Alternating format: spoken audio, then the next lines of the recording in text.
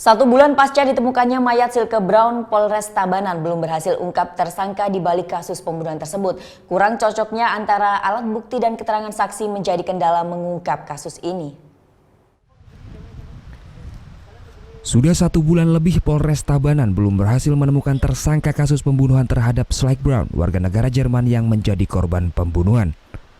Kapolres Tabanan AKP Marsdianto menjelaskan, belum ada kecocokan antara alat bukti yang ditemukan dengan keterangan sejumlah saksi, sehingga polisi belum berani menentukan tersangka.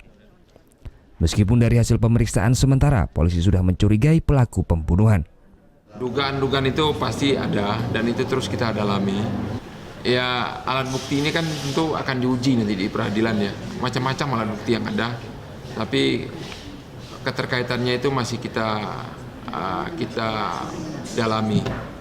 Sampai saat ini saksi-saksi ada 40-an lebih ya sudah kita minta keterangan, termasuk juga penyidik juga sudah mengantongi hasil visum.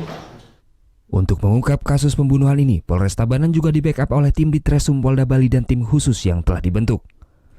Sebelumnya pada Kamis 26 Januari 2017, warga desa Tegalingah Kecamatan Penebel dihebohkan dengan penemuan mayat perempuan di aliran Sungai Yehu dengan kondisi leher, tangan, dan kaki terikat tali.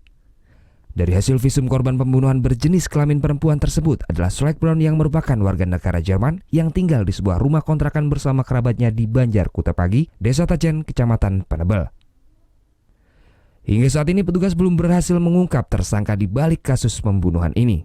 Surya Sanjaya melaporkan untuk NET.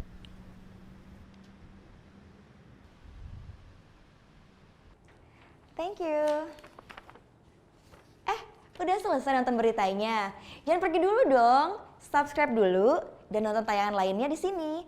Subscribe, nonton lagi. Subscribe, nonton lagi.